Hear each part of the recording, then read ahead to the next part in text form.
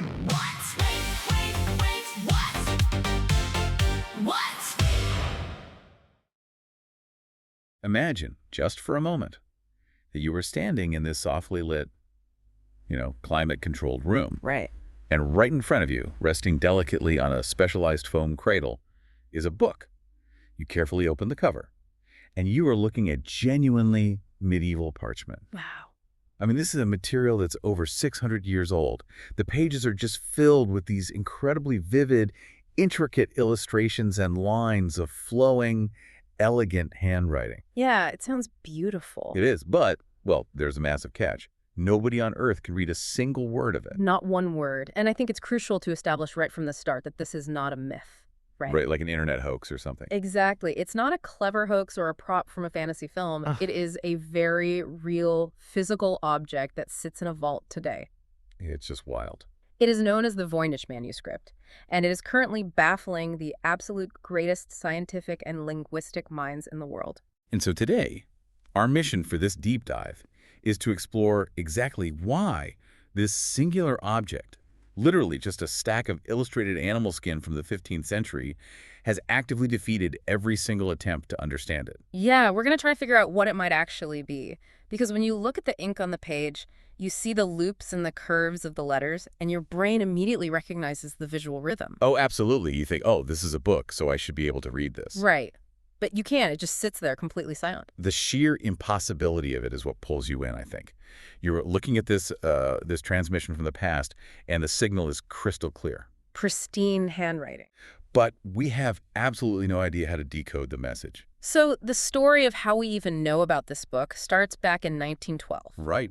There was this rare book dealer named Wilfred Voynich, and he was digging through a chest of ancient books at a Jesuit college near Rome, the Villa Mondragone.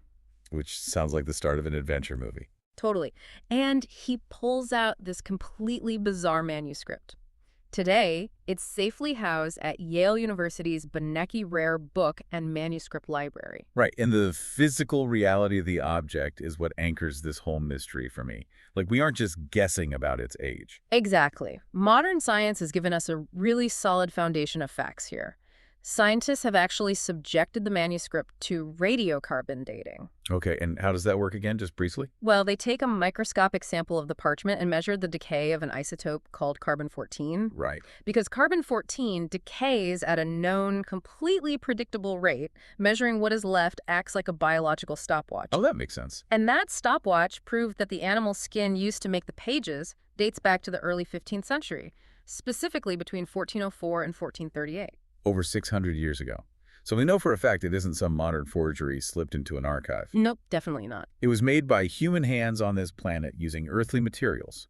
But honestly, looking at it, it feels like finding an alien artifact in the woods. That is a great way to put it. Like a piece of technology that clearly functions, but, it has buttons and screens that just don't match any human engineering. But here's my question. Yeah. If we know exactly how old the physical parchment is, why is it so impossible to figure out who wrote it? Well, that highlights the paradox of historical provenance, really. Knowing when a calf was slaughtered to make a piece of parchment tells you exactly nothing about who bought that parchment. Right? Oh, true. Or who applied the ink. Exactly, or why. In the Middle Ages, books rarely came with title pages. Unless an author explicitly signed their work, the creator remains totally anonymous. And I guess the parchment itself could have just sat blank in a workshop for decades before someone finally wrote on it. Oh, absolutely. And we also really need to consider the sheer scale of the materials. Parchment was not cheap. Right. I'm guessing it was pretty expensive. Exorbitantly expensive. To make the 113 folios, the pages that currently make up the Voynich manuscript, you would need the skins of roughly 14 entire calves. Wait, 14 entire calves? Just for this one book? Yes. And the skin had to be soaked in lime, scraped clean of hair, stretched tightly on a wooden frame, and sanded down until it was smooth enough to take ink. It was a massive financial investment and an incredibly labor-intensive process just to create the blank canvas. Which, I mean, that makes the contents painted onto that incredibly expensive canvas even more bewildering. Definitely. Because when you open the book, you don't find standard medieval religious iconography. You find a bizarre, highly structured world. And the text itself, this entirely undeciphered script, It doesn't look hesitant. Not at all. It isn't a bunch of chaotic scribbles. It looks like it was written by someone who is just incredibly fluent in whatever this system is. Yeah, the scribe wasn't pausing to invent letters one by one. You can actually see the kinetic energy in the ink. It flows. Exactly. Yeah. The handwriting is smooth, highly practiced, and consistent from the very first page all the way to the last. But the text is only half the mystery. The illustrations are where my brain really struggles to categorize what I'm seeing. Oh, the illustrations are wild. Right. Like, there is a massive botanical section. Hundreds of plants, meticulously detailed with roots, leaves, and flowers. But they don't seem to exist in nature. They don't. They look like Frankenstein plants. You have the roots of one species stitched to the stem of another, bearing the leaves of something else entirely. They are completely unidentifiable by modern botanists. Which is crazy. And the thematic strangeness only escalates from there. You turn the page, and suddenly you are looking at intricate astronomical and astrological diagrams. Right. You have these detailed zodiac pages with recognizable symbols like fish and scorpions, but they're surrounded by concentric circles of tiny, naked figures holding stars.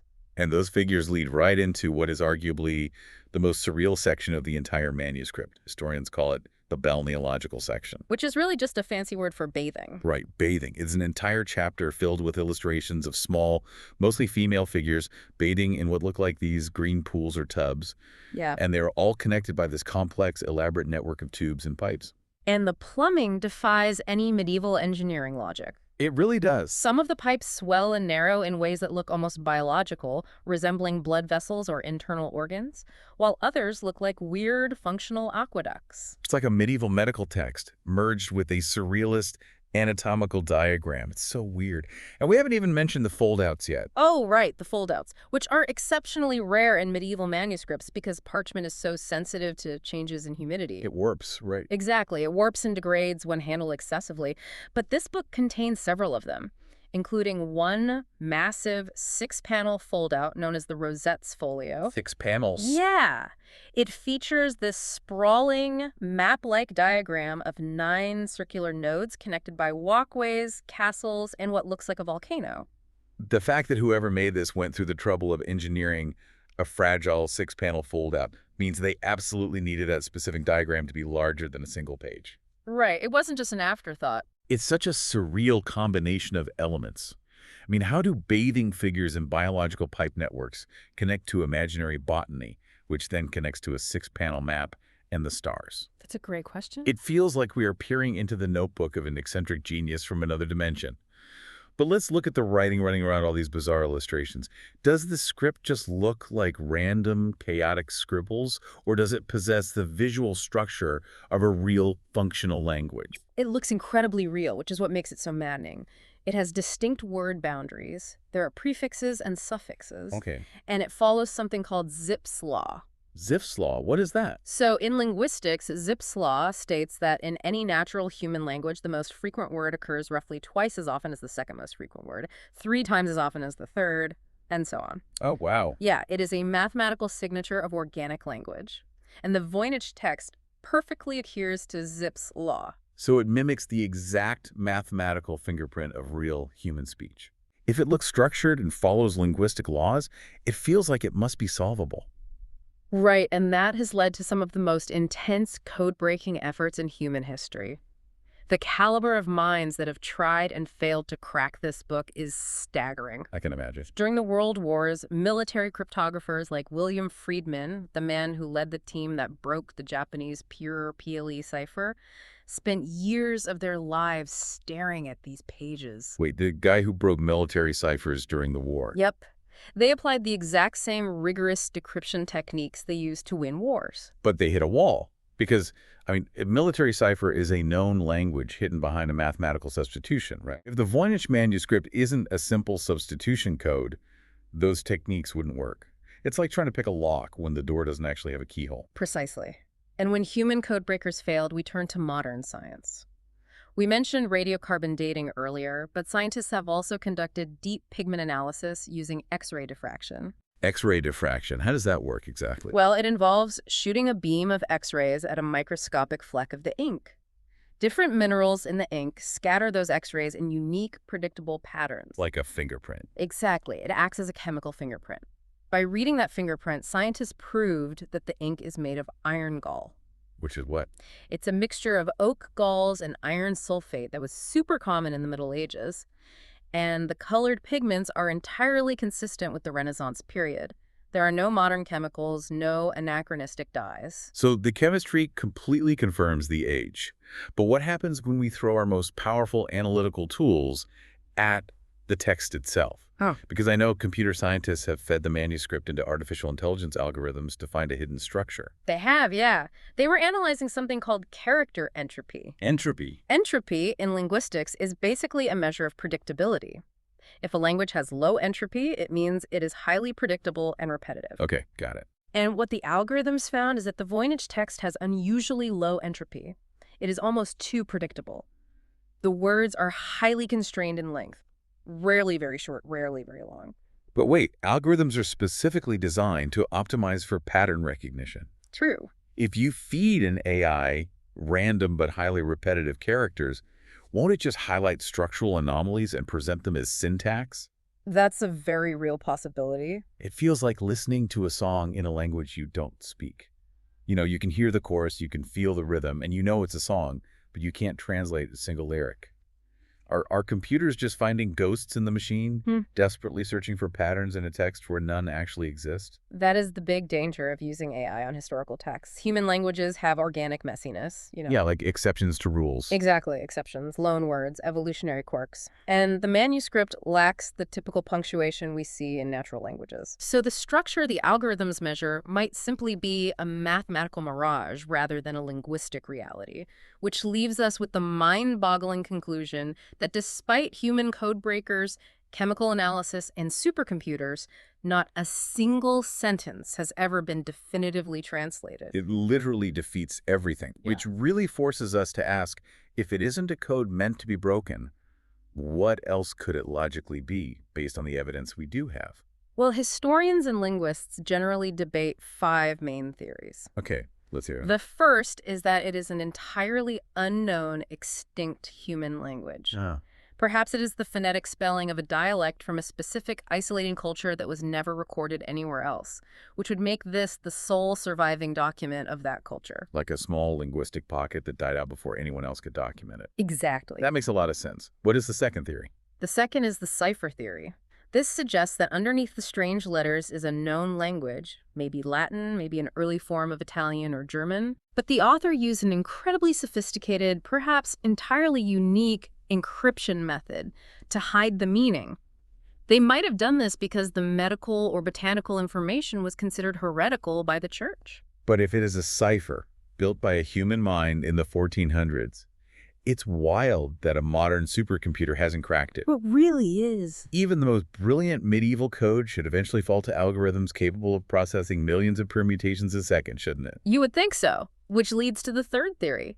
It is a completely invented language. Invented? Yeah. Someone sat down and systematically constructed their own language and alphabet from scratch, centuries before modern authors were inventing languages for fantasy novels. So basically, medieval Klingon. Exactly. Medieval Klingon. Love that. Okay, what's next? The fourth theory leans more into the esoteric. It suggests the book is a repository of lost or alchemical knowledge. Like magic.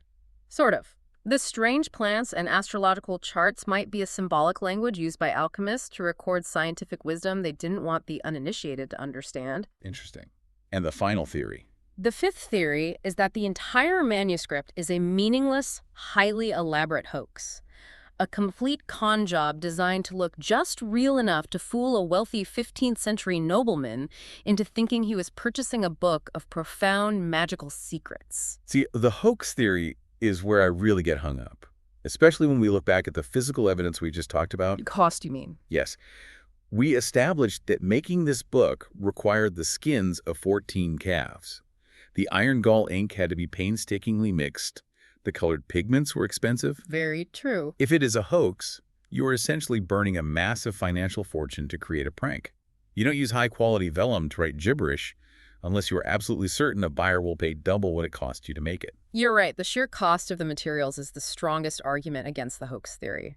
But there is also the psychological toll of creating it. Writing 240 pages of fluent, consistent gibberish without ever breaking the visual pattern or showing fatigue is incredibly difficult. Oh, I see. If you ask a human being to generate random text, they will inevitably create jarring clusters of letters or slip into recognizable words. The Voynich scribe maintained absolute discipline from beginning to end. Wow. Why put that much intense, exhausting labor into something that means absolutely nothing? It feels like every single theory has a fatal flaw. Pretty much. I mean, the evidence for it being a real language is strong because it perfectly follows Zipf's law.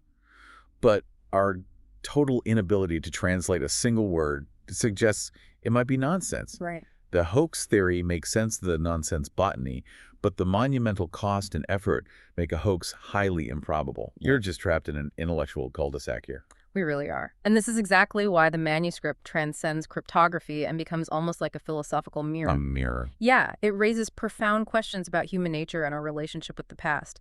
For instance, if we consider the extinct language theory, it forces us to confront a very uncomfortable thought. Is it truly possible for a language, an entire system of thought spoken by a community of human beings, to vanish completely without leaving a single trace anywhere else in the historical record? Man, that is haunting. We like to imagine that history is this solid foundation, that the past is well documented and safely stored away. And it's not. No, the reality is that history is incredibly fragile. Countless texts have been burned, lost to rot, or recycled. The idea that this incredibly vibrant, complex book might be the last remaining echo of an entire culture that has otherwise been erased from human memory is a really heavy concept. It is. And it also brings up our deep-seated discomfort with unsolvable mysteries. Oh, totally. We live in an age of immediate answers. You can pull a phone from your pocket and translate almost any language on Earth instantly. Yeah, it's true. We are conditioned to believe that with enough data and enough computing power, every puzzle will eventually yield. Yet here is a single 600-year-old book that completely defies our collective intelligence. It just sits there, stubbornly refusing to give up its secrets. It is infuriating, but also, I don't know, kind of beautiful. Yeah. We want the final chapter where the detective sits in the drawing room and reveals exactly how the trick was done. We want closure. But the Voynich Manuscript denies us that closure. It serves as a reminder that the past wasn't just a slightly older version of the present. It was a deeply weird, complex place, and much of it is permanently locked away from us. It is so tempting to project our own modern desires onto the parchment. If you want it to be a magical text, you will look at the stars and the bathing women and see esoteric magic. Okay. If you want it to be an alien transmission, you will see otherworldly plants. But the hard evidence, the carbon dating, the X-ray diffraction, the mathematics of the text keeps us grounded. It forces us to accept uncertainty. Exactly, which is a remarkably difficult thing for the human brain to do. It's the ultimate test of our intellectual humility. Perhaps the greatest mystery isn't the manuscript itself, but humanity's unyielding determination to keep trying to understand it. Yeah. Century after century, we keep returning to these fragile pages, refusing to accept that a book written by human hands cannot be read by human eyes. Our refusal to give up on it might be the most fascinating part of the entire story. Every remarkable story reminds us of one simple truth. Reality is often far stranger than fiction. Thank you for listening to Wait. What? Until next time. Stay curious. Wait, wait, wait, wait, wait, wait, wait, wait.